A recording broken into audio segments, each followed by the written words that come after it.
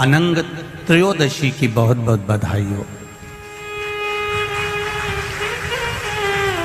ये मेरे महादेव की वो त्रयोदशी है। इस त्रयोदशी पर आज सोम प्रदोष भी है। इस त्रयोदशी का मतलब अगर संसार के लोगों को मालूम पड़ जाए, ये केवल साल भर में एक बार आती है। महाराज, वर्ष में केवल एक बार मार्गशीर्ष मास के शुक्ल पक्ष की जो त्रयोदशी होती है, इसको अनंग त्रयोदशी कहते हैं।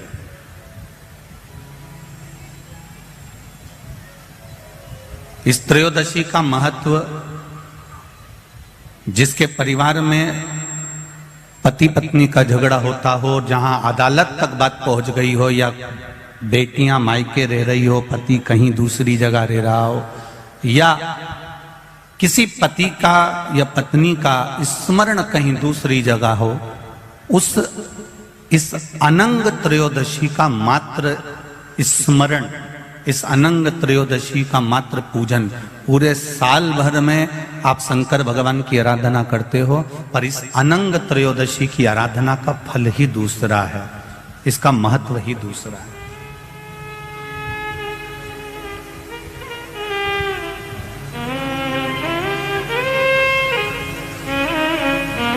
अनंग त्रयोदशी, जिस दिन केवल भगवान शंकर के शिवलिंग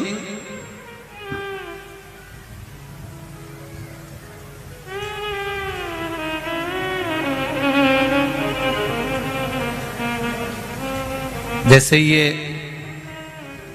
जलाधारी है, माता पार्वती जी का हस्तकमल, ये शिवलिंग रखा हुआ है। ये जलाधारी में से पानी बहने का स्थान, बीच में मोटी सी लाइन जहां अशोक सुंदरी विराज रही है, राइट में गणेश जी, लेफ्ट में कार्तिकेय जी, और गोल जो भाग है वो माता जी का हस्तकमल है। और ये जो शिवलिंग रखा हुआ है, ये शिव का स्वरूप है। जहां पर भगवान शंकर का शिवलिंग रखा हुआ है, उस स्थान पर आज अनंग त्रयोदशी के दिन मात्र जिस पति पत्नी का आपस में बैर चल रहा हो, अदालत में झगड़ा चल रहा हो, विवाद चल रहा हो, आपस में प्रेम समाप्त हो गया हो, एक दूसरे का सम्मान करना भूल गए हो, बात बात में झगड़ा करते हो, जरा जरा सी बात में मन मोटाव हो जाता हो, वो केवल एक कच्चे दूध की मात्र उंगली को भिंगाकर, अगर जहां शिवलिंग रखा हुआ है वहां पर केवल कामदेव रति शिव और पार्वती का नाम लेकर मात्र उस कच्चे दूध की मात्र उंगली ही फेर देते हैं, तो उन पति पत्नी का जिंदगी में कभी विवाद नहीं हो सकता और कभी गलत मार्ग पर वो जा नहीं सकते। ये अनंग त्रयोदशी की महत्वता है, आज की महत्वता।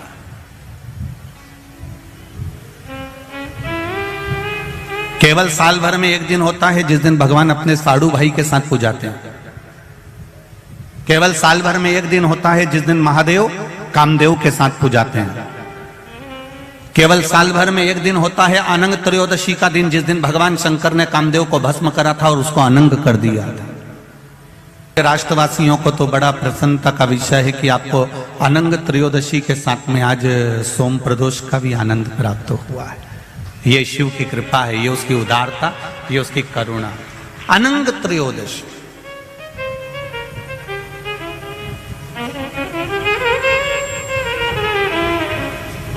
अनंग त्रयोदशी।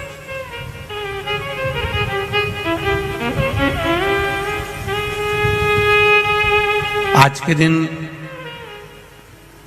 जो 35 साल के हो गए,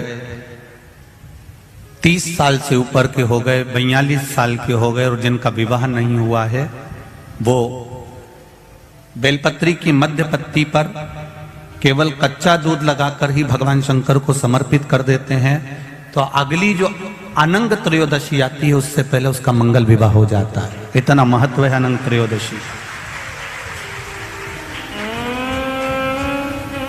है कि सोमवार की अगर प्रदोष पड़ती है, बहुत ध्यान से सुनना महाराज, सोमवार की प्रदोष पड़ती है तो शंकर भगवान कैलाश पर निवास करते हैं।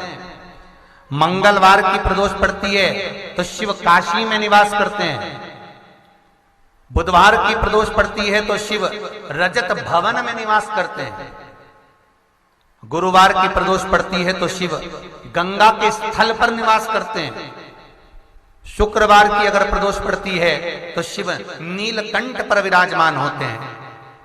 शनिवार की अगर प्रदोष पड़ती है तो शिव शमी के वृक्ष के नीचे रहते हैं। और रविवार की जब प्रदोष पड़ती है तो शिव बेलपत्र के पेड़ के नीचे निवास करते हैं।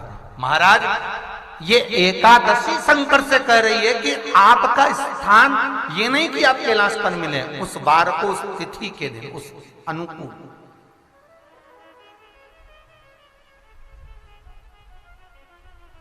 हमारे यहां कहते हैं सोमवार की जो प्रदोष पड़ती है वो इच्छा पूर्ति करती है, मंगलवार की प्रदोष रोग से मुक्ति देती है, बुधवार की प्रदोष कामना की पूर्ति करती है, गुरुवार की प्रदोष शत्रुओं का नाश करती है, शुक्रवार की प्रदोष सुख और शांति देती है, शनिवार की प्रदोष संतान का सुख देती है, और रविवार की प्रदोष जो काम दुनिया में कोई नहीं कर सकता वो अचूक फल की प्राप्ति रविवार की प्रदोष करा देती है। महाराज, ऐसी प्रदोषों का नियम वर्णन किया चाहिए। भगवान कहते ठीक है, तू थोड़ी देर खड़ी हो। एकादशी सम्मुख खड़ी हुई, पार्वती जी ने जिस अंगुष्ठ का जल पीने के लिए लिया था हाथ में, बस पीने ही वाली थी, शंकर भगवान ने वही हाथ में जल लेकर एकादशी के हाथ में उसको देकर कहा, ले, ये मेरे द्वारा निर्मित एक व्रत है जिसे त्रयोदशी के दिन तूने मांगा है, मैं तुझे देता हूं। आज इस व्रत का फल मैं तुझे प्रदान करता हूं। अब तू जिस जीवात्मा को लेकर जाएगी उसका पाप प्रबल नहीं होगा। किसी स्त्री, पुरुष, बालक, बुजुर्ग जो भी होगा जिसने प्रदोष का व्रत करा होगा, वो जीवात्मा को तू किसी फल की कामना से नहीं, स्वतः ही लेकर चली जाएगी। उसमें कोई कामना नहीं है। बन सके जीवन में 11 प्रदोष या 26 प्रदोष करने के बाद आप उसका उद्यापन कर विराम भी दे सकते। पर जीवन में एक बार प्रदोष का व्रत मौका मिले, जिस कामना से, जिस दिन का भाव आपके मन में आए कि मुझे रोग से मुक्ति पाना है तो ये प्रदोष मुझे करना है, मैं रोग मुक्ति के लिए, हम मंगल, जो भी आपके मन में आ रहा है, संतान प्राप्ति के लिए शनिचरी प्रदोष, आप उसका स्मरण करें। फिर लिखा शिव महापुराण में, बड़ा सुंदर लिखा वेदव्यास जी ने, मान लो आप प्रदोष का व्रत नहीं कर सकते, आप अगर व्रत नहीं कर सकते तो प्रदोष के दिन, प्रदोष काल में शाम का समय सूर्यास्त का कुछ पल, कुछ घड़ी के पहले से लेकर बाद तक का प्रदोष काल के अंतर्गत आप शंकर जी के मंदिर में जाकर 1 लोटा पानी, 5 बेलपत्र भी अगर समर्पित करते हैं तो संपूर्ण प्रदोष का फल आपके भाग्य में प्रबल हो जाए। शिव महापुराण में इसका कई लोग सर्च कर रहे हैं। प्रदोष का व्रत है, प्रदोष के व्रत में आज मान लो मंगलवार का प्रदोष है, मान लो सोमवार का प्रदोष है, मान लो गुरुवार का प्रदोष है, तो प्रदोष में मैं क्या खाऊं, आज के व्रत में क्या खाया जाए। लोग नेट पर सर्च करते हैं, लोग गूगल पर सर्च करते हैं, किताबों में ढूंढते हैं, पोथी पुराणों में ढूंढते हैं, क्या खाया जाए।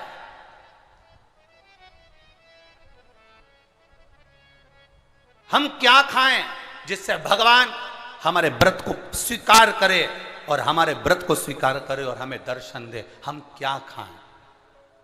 हमारा तो केवल इतना सा निवेदन है, किसी भोले व्यक्ति का, किसी गरीब व्यक्ति का धन मत खाओ, प्लाट मत खाओ, उसका पैसा मत खाओ। अगर तुमने उसका प्लाट नहीं खाया, उसका पैसा नहीं खाया, उस गरीब व्यक्ति का, उस भोले व्यक्ति को तुमने धोखा देकर कुछ अगर खा लिया तो समझ लो कि भगवान तुम्हें माफ नहीं करेगा। तुम कुछ खाओ चाहे मत खाओ, पर किसी सीधे, किसी भोले और किसी गरीब व्यक्ति का हक मत खाओ, तुम्हें व्रत का फल मिल जाए, तुम्हें व्रत का फल प्राप्त हो जाएगा। शिव और भगवान श्री हरि, हर और हरि, इन दोनों की कथा कर रही है। हरि और हर की कथा वर्णन कर रही है, और हर और हरि की कथा कर रही है कि अकेले यदि कुछ ना कर सको तो सबका सानिध्य, सबका साथ। जब आप सबका साथ लेकर अगर कोई कार्य करोगे तो उसमें सफलता जरूर मिलेगी। पर व्यक्ति के जीवन में लगता क्या है, ये दुकान मैं चला रहा हूं, ये कथा मैं करा रहा हूं, ये घर मैंने बनाया, ये आश्रम को मैं चला रहा हूं, गाड़ी में लाया, काम में कर रहा हूं। मान लो यदि मैं एक दिन भी आश्रम में नहीं आऊं या एक दिन भी दुकान पर ना जाऊं या एक दिन भी मैं काम ना करूं तो कोई काम होगा ही नहीं। ये आपकी गलतफहमी है। आप हो तो लोग आपको गिन रहे हैं, नहीं होगे तो कोई गिनेगा। मैं गाड़ी लाया ये संबोधन नहीं है, बल्कि ये कहो कि परिवार वालों की एकता, सबका साथ हमारे साथ था। तो बाबा देव अधिदेव महादेव ने ये 5 दिन की शिव महापुराण की कथा सुनने का मौका दिया। मैंने और मेरा नहीं है कुछ, मेरा आपकी कृपा से सब काम हो रहा, भोले आपकी कृपा से सब काम हो रहा। ये मेरा है या मैंने करा है या मैं कर रहा हूं, ये प्रसंग नहीं है। घर बनाया तो घर में जितने सदस्य है, पत्नी है तो उसके भाग्य का भी धन आया, बेटा है तो उसके भाग्य का भी धन आया, बेटी है तो उसके भाग्य का भी धन आया, घर में सास ससुर रह रहे हैं तो उनके भी भाग्य का धन आया, भाई रह रहा है तो उनके भी भाग्य का धन आया, सबके भाग्य का धन आया, तब जाकर ये कार्य पूर्ण हुआ। किसी एक के बस का नहीं है, सबका साथ। वो एक लाइन दी है आजकल केंद्र से, सबका साथ सबका विकास। सब एकजुट होकर चलेंगे तो विकास अपने आप हो जाएगा। अब आपकी एकजुटता तो बनती नहीं है। बड़े भाई को लगता है कि मैं कर रहा हूं, छोटे भाई को लगता है मैं कर रहा हूं, मंझले को लगता है मैं कर रहा हूं, बड़ी भाभी को लगता है मैं कर रहा हूं, छोटी को लगता है मैं कर रहा हूं, बीच को लगे मैं कर रहा हूं। कोई नहीं कर रहा, करने वाला तो कोई दूसरा है। जिस दिन इस तन पिंजरे से ये श्वास रूपी पक्षी उड़ जाएगा, तब समझ में आएगा कि करने वाला तो कोई और था, हम तो केवल एक निमित्त थे। हम केवल एक निमित्त है। श्वास चल रही है, वो चला रहा है। आप कितना भी प्रयास कर लो, कुबेरेश्वर धाम आप ऐसे जा ही नहीं सकते। एड़ी से चोटी तक का दम लगा लेना तो भी कुबेरेश्वर धाम नहीं पहुंच सकते। सारे ज्योतिर्लिंग चले जाओगे, सारे तीर्थ चले जाओगे, बार बार वृंदावन घूम आओगे, बार बार काशी घूम आओगे, बार बार उज्जैनी घूम आओगे, बार बार आप सब दूर घूम कर आ जाओगे, चाहे हजारों बार नर्मदा नहा लोगे, गंगा नहा लोगे, पर कुबेरेश्वर धाम नहीं पहुंच पाओगे। कब तक?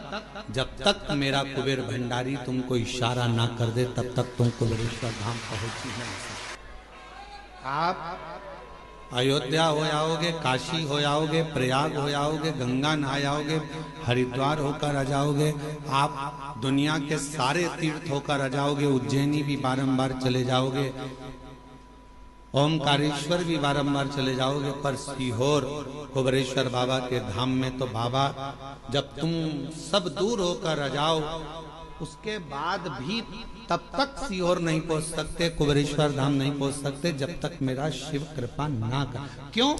क्योंकि यहाँ जो आएगा, कुबेरेश्वर धाम जो आएगा, तो भगवान शंकर को उसकी झोली 3 महीने में भरना ही पड़ेगी। इसलिए सोच कर बुला, इसलिए वो पहले समझता है, बुलाने से पहले विचार करेगा, इसको देना होगा तो बुलाएगा, नहीं तो बुलाएगा नहीं, बाहर की बाहर निकाल देगा, चलो जाओ यहाँ से, आते आते रोक देगा, आने ही नहीं देगा।